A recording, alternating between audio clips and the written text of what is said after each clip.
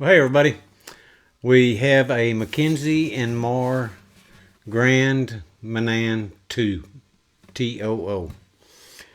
The photos in the early piece of it, I gave a good deal of the specs. This is a company I ran across through a gentleman on the channel that has become a good friend, Colonel Terry up in eastern Kentucky. And he sent me a video of a lady doing a review on a Mackenzie Marr, and I'd never heard of Mackenzie Marr. A couple of guys out of, I believe, Montreal, Canada. And so I liked what I heard, and I thought, well, I'll go check out these guitars these guys are making. And I was pretty impressed with what I saw. They build all solid wood guitars out of quality woods, and they use quality parts on them as well. So these two guys, John Marr and Jonathan Mackenzie, according to the guitar case, if you look at that guitar case in the opening photo, if you kind of pause it and look, you'll see it says friends since 1958. So it's interesting because that's the year I was born. So these two guys either met the day they were born or they're a little older than me, one of the two. Probably a little bit older. But nonetheless, I started going through their list of guitars that they build. Now, keep in mind, they produce, we'll just tell you the whole story right up front. They produce a little over 200 guitars a year, as opposed to, a Gibson or a Martin or a Recording King or a Taylor or, take your pick, where they're building thousands and thousands of guitars every year, if not every month. And so these guys just build a couple of hundred, a little over a couple of hundred a year. Now, the thing I want to tell you is they are a couple of engineers drawing guitars and speccing guitars.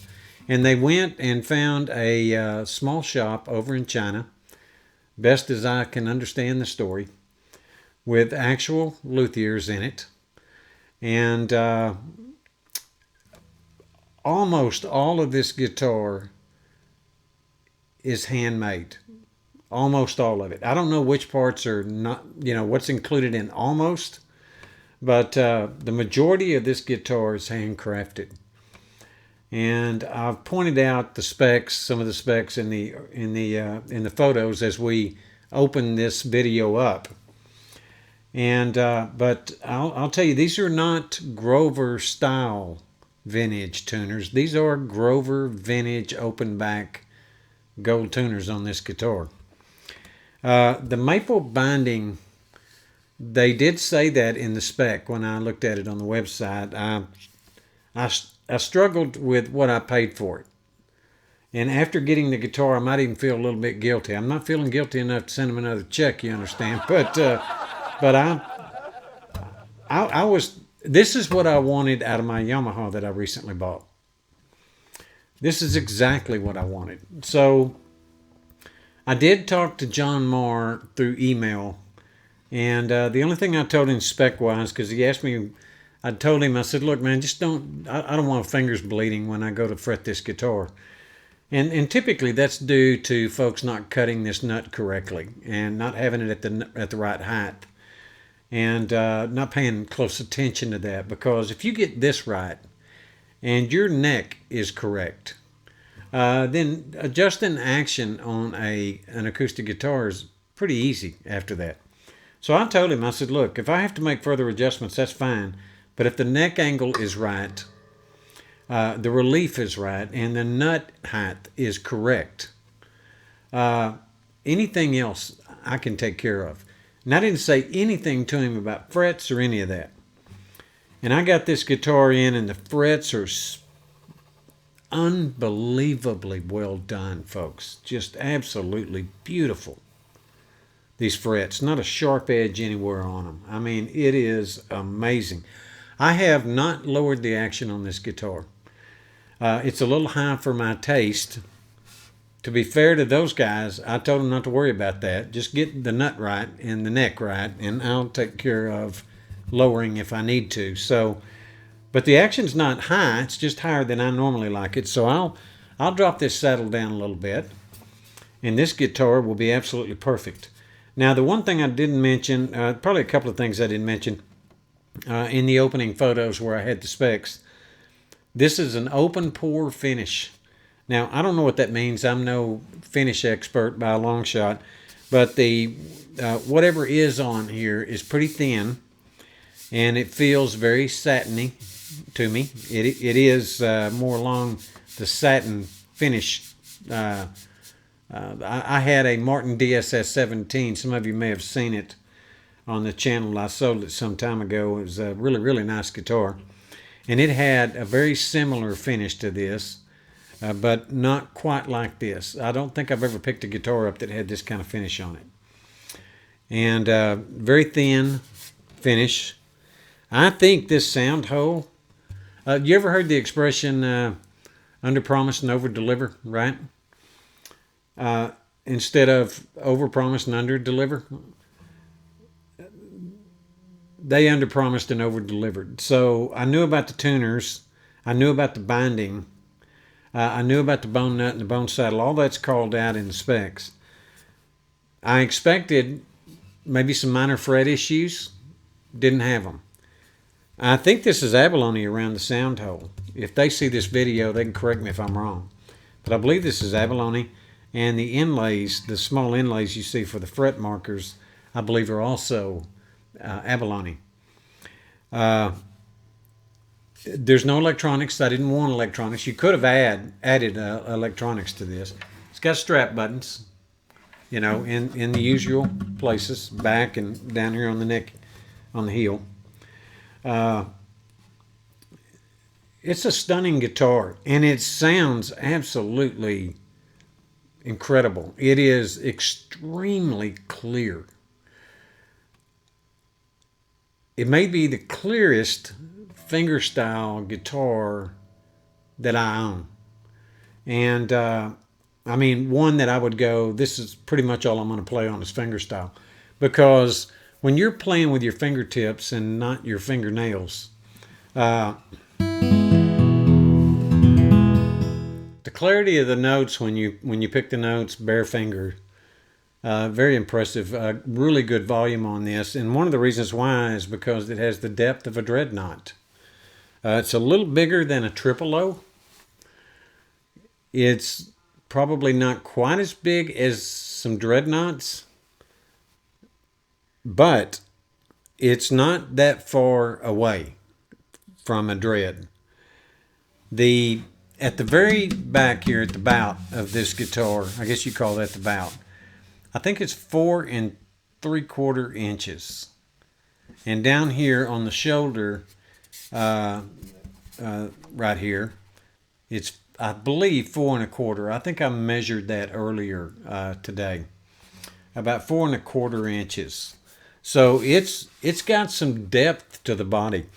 This Sitka spruce top, now this African mahogany is called, they call it out as Iverness, or some kind of Iverness. I can't remember what it is, but it's actually African mahogany, and in a really good grade of African mahogany too.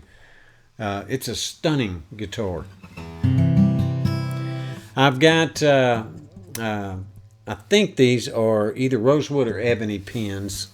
I don't have enough light on them right now to tell, and I can't remember what they called it out, but they're wood pins. And it's just a beautiful guitar. It's very beautiful. Now, I paid. Now, you can't buy a guitar from them that doesn't come with a case. That's another thing I really like about these guys. So every guitar comes with a case. Now, this is a new model for them. And folks, I paid $799.99 USD out the door. That's it. $799.99. Throw a penny in. I'll throw another penny in there. $800. Okay? And they really did a bang-up job. With a pick, you can tell this thing has some volume to it.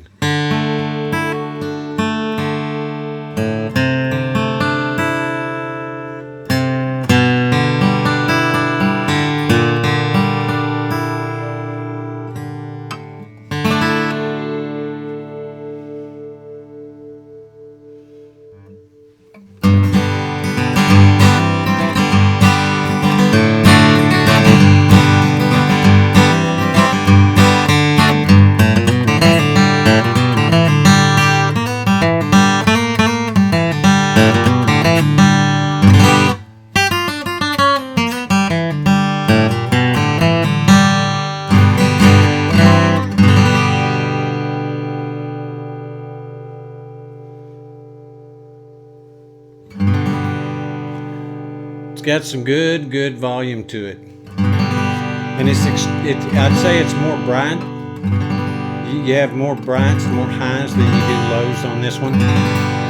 It's a great picking guitar. I wouldn't say it's a strummer, but I would say it is it's definitely a note separator. Okay, so if you want to do some fancy pick work with it, which I can't do, this is a good guitar for it.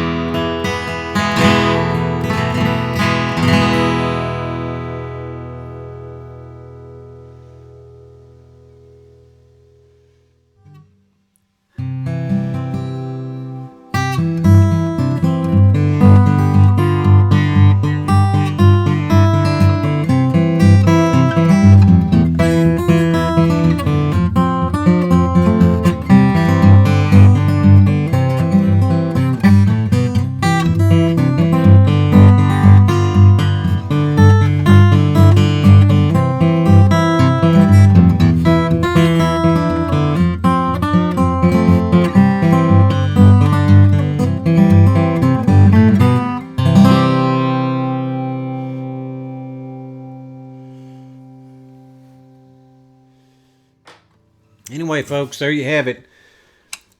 Mackenzie Marr up in Montreal, Canada. Yeah, the shop's in China. It's been the only Chinese shop that I've had any success with. I've had success with this one. I'm quite happy with this guitar. Once they build it, they go back to Montreal. And in Montreal, they make any final QC or adjustments, any of that kind of thing that need to be made to the guitar, and they make sure it's right. I think they have latched onto something. You can't buy them in a store, okay? They sell direct, and that's the only way you can buy them. So I'm going to put a link to the website, their YouTube channel. I think they've got a YouTube channel. And I'll link you up with that, and I'll tell you that you're not going to get a guitar at this price with these kinds of appointments on it, with a fantastic hard shell case with it, okay?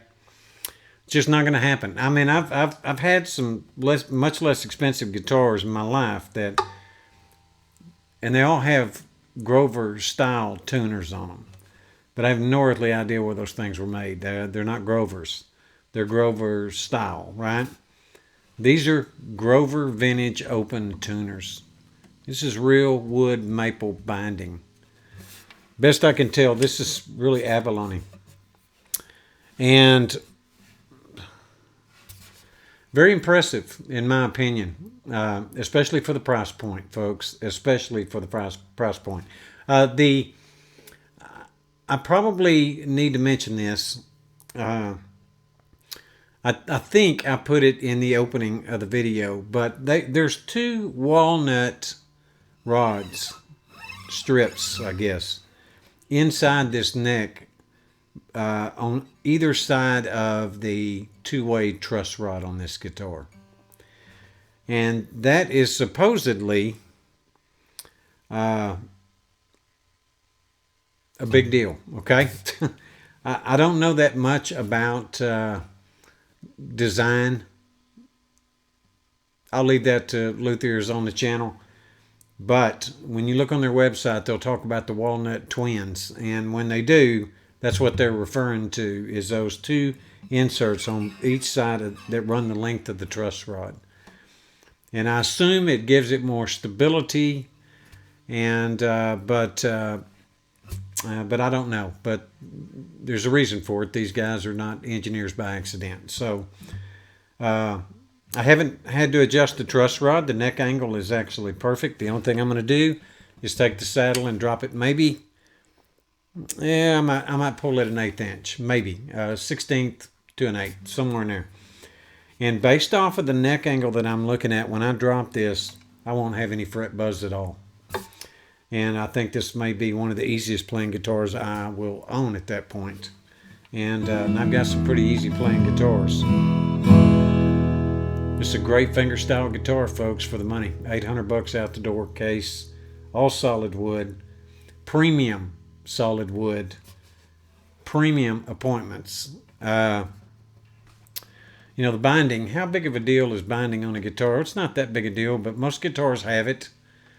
And the ones that do, you know, plastic works. It's not a, you know, it's not deal breaker for me. But to get maple, I'm not arguing with it. I mean, Robert Schneider built that 12th root guitar for me, and I believe that's rosewood binding on that guitar, and it's absolutely stunning. And now it's quite a guitar, and it was made by one man from start to finish, and it was handmade by one individual. And he did a phenomenal job on that guitar. And I don't think the price actually reflected the quality that went into it. I don't think the price reflects the quality that goes into this. I really don't. I'm very surprised by this, folks. But anyway, I just wanted to upload a video on these guys because I think they're doing great work. You know, if you hate anything that comes out of China from a guitar standpoint, well, I get it. You know, I get it. But for those of you that don't have a ton of money to spend, you might want to give these guys a look. These days, you're not going to get anything of quality for $200. It's just not going to happen. Especially the all solid wood. You're not going to find that anywhere.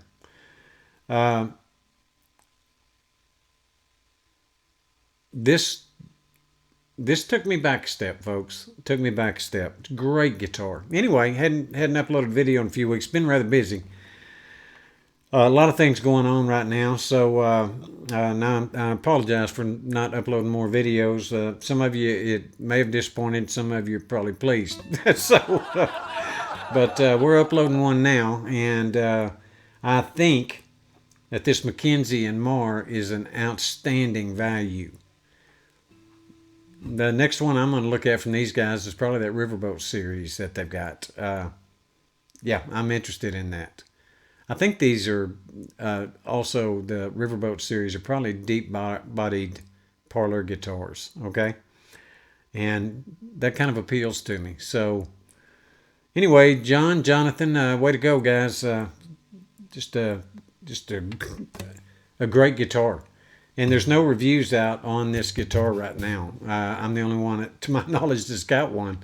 I sure haven't seen any of them on YouTube. So appreciate everybody joining the channel. Thanks for your time.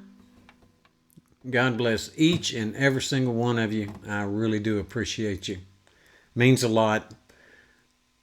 Thank you.